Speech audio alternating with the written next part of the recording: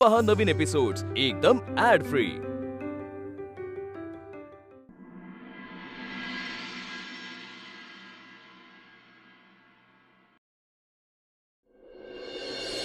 ही आपली मैत्री ना फक्त एका कॉन्सर्ट पुरतीच आहे, नथिंग मोर दॅन दॅट.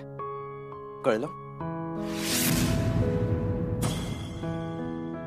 खरं आहे तुमचं, पण फक्त एका कॉन्सर्ट पुरतेच मित्र आहोत आणि कॉन्सर्ट पुरतेच मित्र राहूया.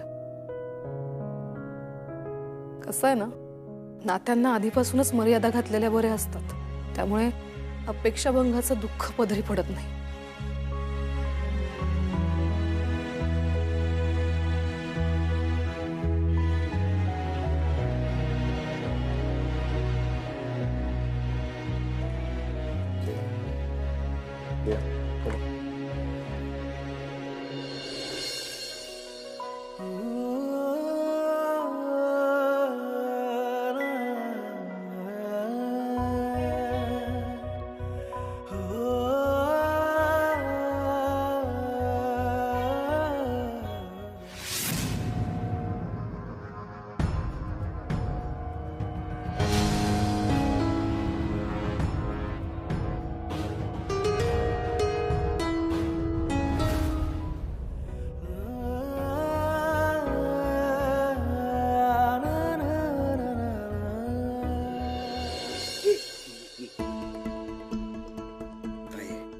तुझं काय आहे? तुझं आत काय आहे? जे काय आहे ते कॅफेटेरिया मध्ये तिकडे चल. माझे इयरफोन्स राहिलेत, मला ते घ्यायचे. मग काय आलं?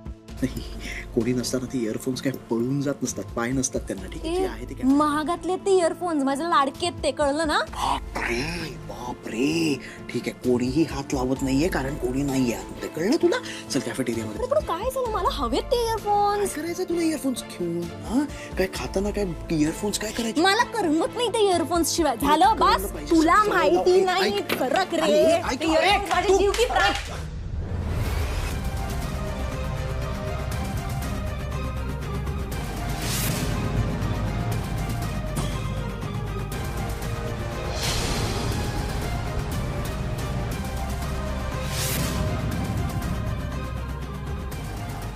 उर्मी उर्मी उर्मी अगं ऐक ना माझं. नाही ऐकायचंय तुझं. आणि काय ऐकायचंय तुझं ताई? प्रभास आणि तुझ्यामध्ये काय चाललंय हे ऐकू का मी आता? उर्मी, मी त्याच्याशी बोलत होते अगं. फक्त काय गरज होती फक्त बोलायची? काय गरज होती तुला? सगळ्यांसमोर नव्हते का बोलू शकत तुम्ही? एकट्यातच बोलायचं होतं का तुम्हाला? उर्मी अगं ऐक ना तू. मला इतका राग येतोय ना तुझा ताई आता, एवढा राग येतोय ना मला. मला माहिती नाही मी काय करेन. मी सांगते ते ऐकणार आहेस का? काय ऐकू? नाही ऐकायचंय तुझं. सांगितल्यावर कळत नाही का तुला? फक्त बोलायचं होतं तुला त्याच्याशी. हा, फक्त बोलायचं होतं. मग दाराची कडी का लावली? का लावली दाराची कडी? कारण तुला फक्त बोलायचं नव्हतं ताई, तुला त्याच्या बरोबर. मला ना बोलायची लाज वाटते ताई. उर्मी, असला भलता सलता विचार करू नकोस हा. आणि मी नव्हती लावली कडी, आणि कडी बाहेरून होती, आतून नाही. जरा विश्वास ठेव. आणि मी का लावेन कडी? हा प्रश्न मला नाही, स्वतःला विचार. स्वतःला विचार हा प्रश्न ताई. ताई म्हणायची सुद्धा लाज वाटते मला तुला. पूर्णपणे ओळखलंय मी तुला ताई, बरोबर कळलंय मला मम्मी कायम सांगत आली की वीणा तुझी बहीण नाही, वैरीण आहे, वैरीण. पण मी नाही विश्वास ठेवला त्याच्यावर. आणि आता सगळं कळतंय, व्यवस्थित कळतंय मला. आधी तू मला इथे आणायला टाळाटाळ केलीस, मग काल तर काय मला पुढेच पाठवलं, स्वतः थांबलीस बाहेर त्याला भेटायला. आणि मग आज आज कहर केलास तू ताई. तुला स्वतःच्या बहिणीचं सुख थोडं सुद्धा बघवलं नाही का ग ताई? स्वतःचा स्वार्थच साधत आलीयस आतापर्यंत. मी किती साधी आहे, भोळी आहे, असा सोजवळपणाचा आव आणायचा आणि सगळ्यांकडनं स्वतःचा स्वार्थ साधून घ्यायचा, हेच केलंयस तू आतापर्यंत.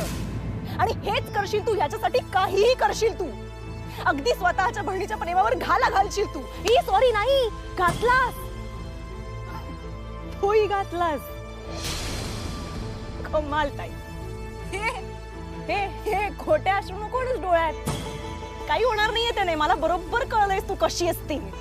स्वार्थी ही अशी तुझ्यासारखी बहीण देण्यापेक्षा ना देवाने मला जन्माला आल्या आल्याच मारून टाकलं असतं तर बरं झालं असतं. उर्मी उर्मी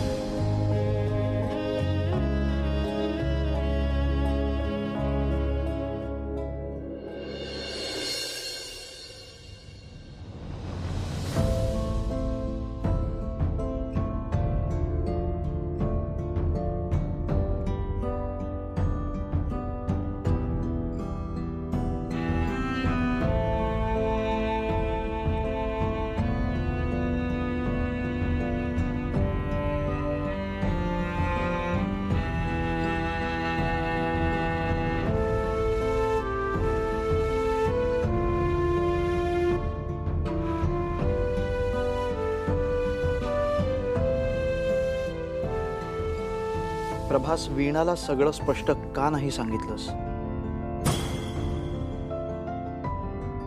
काय? रिअली? तुला तुझ्या प्रश्नाचं उत्तर माहितीये प्रभास.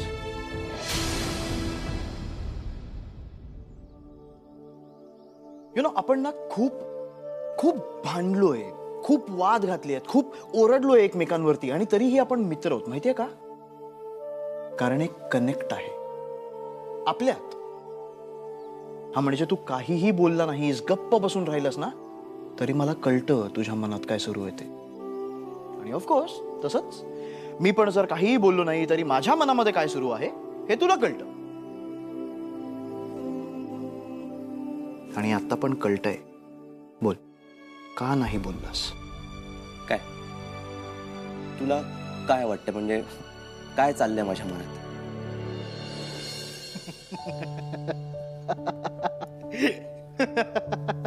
अजय, हसू नकोस. मी okay okay okay okay okay okay okay जाऊ दे तो विषय. हाँ, जस्ट लीव इट. कहीं आग लगने से पहले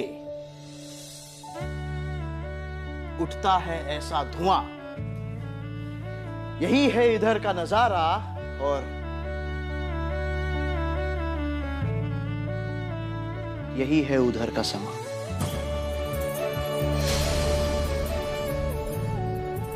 नाही नाही नाही, मला या ओळींवर ना एक रोमॅन्टिक ट्यून हवी आहे. देऊ शकतोस?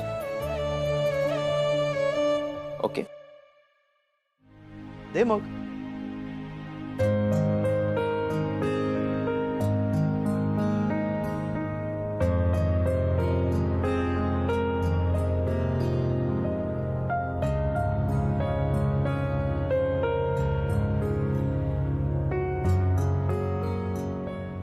प्रभास,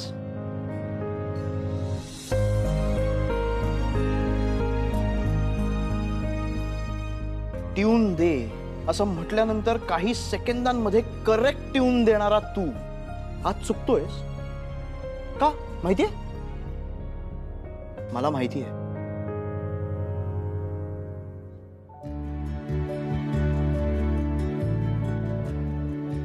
कारण तार भलतीकडचीच छेडली गेली आहे, आणि हे तू मान्य कर. या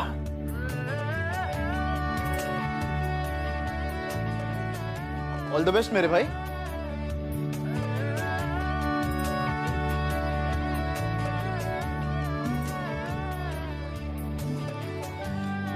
ना ना ना ना ना ना.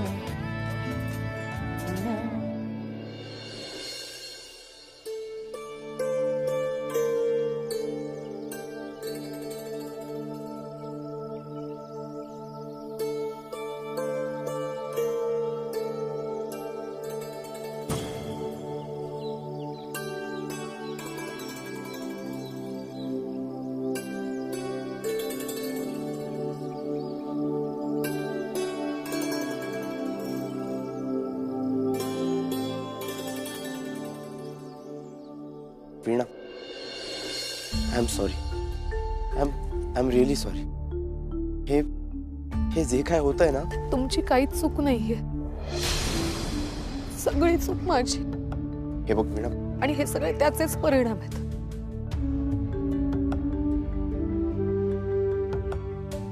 तुमच्यासोबतचा हा प्रवास फक्त 4 दिवसांचा असणार आहे हे माहीत असताना सुद्धा वाहवत गेले. आणि कसं आहे ना, माणसाने वास्तवाचं भान नाही ठेवलं की त्याचा त्रास त्याला स्वतःला आणि समोरच्याला दोघांनाही होतो. नाही. विनंती करायची होती. हा, बोल. तुम्ही जे रोज सोडायला येता ना, ते उद्यापासून नाही आलात तरी चालेल. आणि उद्यापासून यासाठी कारण मला आज तुमच्याकडे एक काम आहे. तुम्ही जेव्हा सोडायला याल तेव्हा थोडा वेळ काढाल? पण कसलं काम आहे? विठ्ठल मंदिरात जायचं, खरं खोटं करायला. आणि आज मला सगळा सोक्षमोक्ष लावूनच टाकायचं.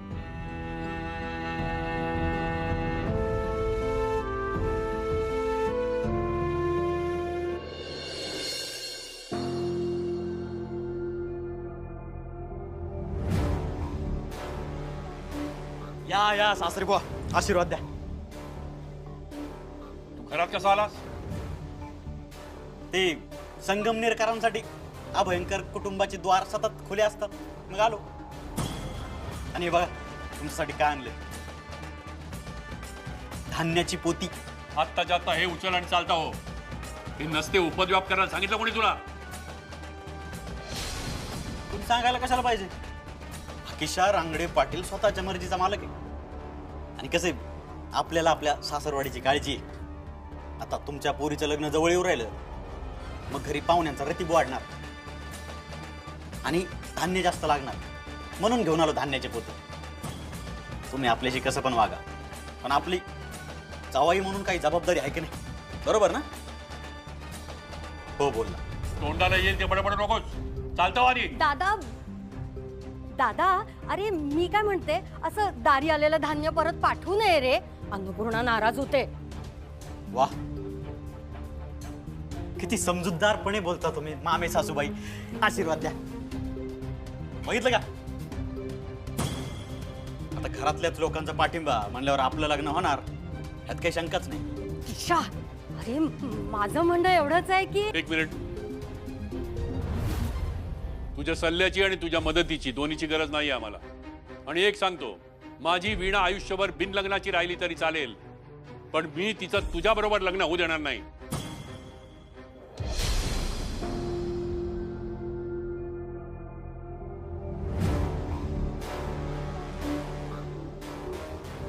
तुमच्याशी कितीही नीट वागा, कितीही चांगलं बोला, तुम्ही वाकड्यातच शिरणार.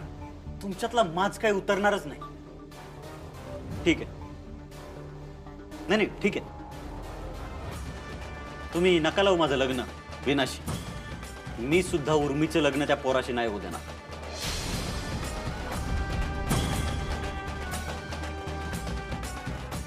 मग ठेवा दोन्ही पोरींना घरातच, बिन लग्नाचं आयुष्यभर.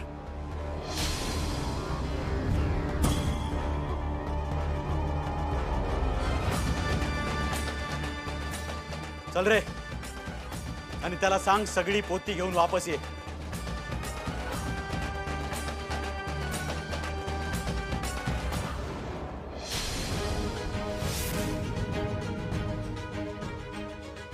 हा, दादा ते पाणी गरम करायला ठेवलं, मी आलेच.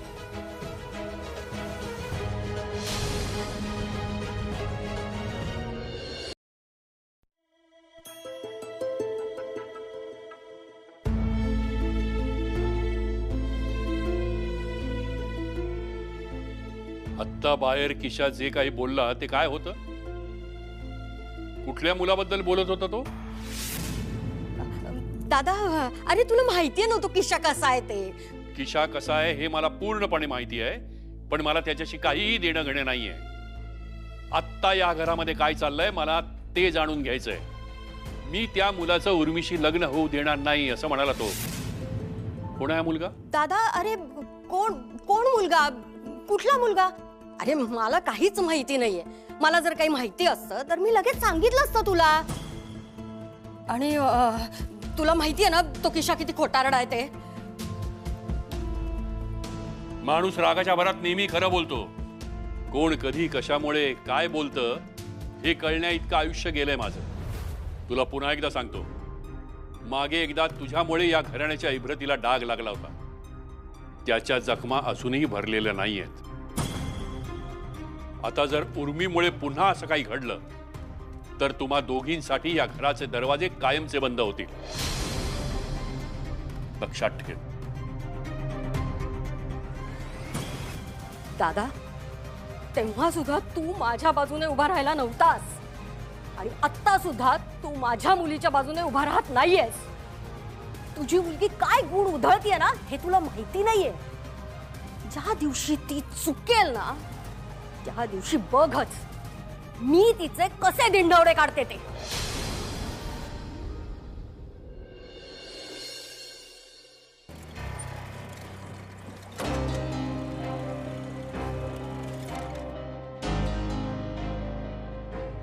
हे काय इकडे का थांबलोय आपण?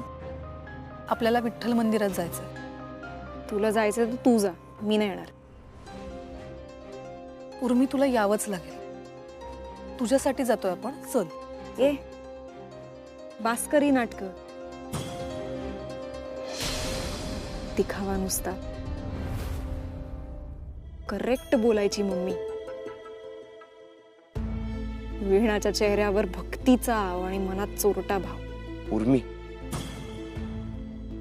वीणा म्हणतीये ना आपण इथे तुझ्यासाठी आलो, तर मग सोबत एकत्र जायला काय हरकत आहे?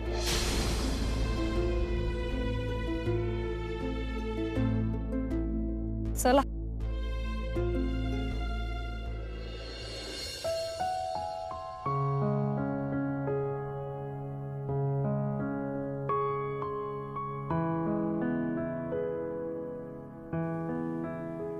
वीणाने विठ्ठलाची शपथ देऊन मला माझ्या मनातलं बोलायला लावलं, तर मी खोटं बोलूच शकणार नाही.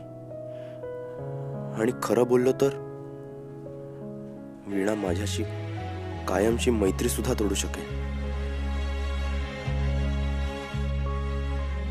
उर्मी, माझ्या इथे ये. उर्मी, इथे ये.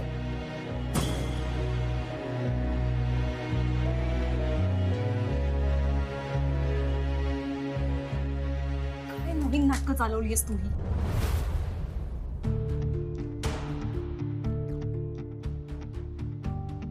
माझ्या मनात प्रभासविषयी तू जसं समजतेस तसं अजिबात काही नाही. आणि हे आज मी माझ्या सख्याच्या समोर शपथ घेऊन सांगते.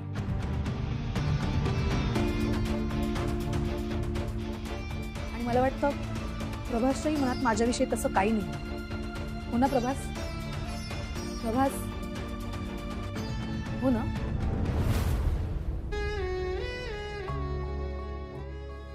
माझ्याबद्दल इतर कोणताही अंदाज चुकला असता तर चाललं असतं मला वीणा. पण किमान मला एकदा विचारायला तरी हवं होतंस की माझ्या मनात तुझ्याविषयी काय फिलिंग्स आहेत. हा तर सरळ सरळ तू तुझा निर्णय ऐकून टाकलास वीणा.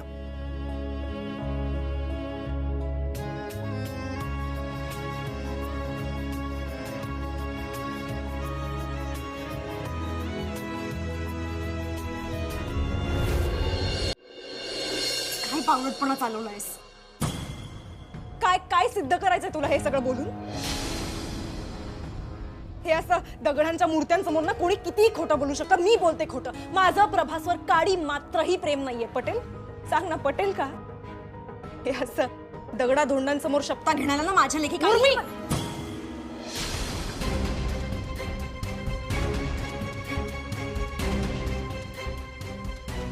मार नाही, मार ना, खरंच मार. अजून कर माझा अपमान प्रभास समोर. हेच करायचं होतं तुला. याच्यासाठीच आणलंस ना मला मंदिरात. उर्मी, उर्मी, उर्मी आई, उर्मी.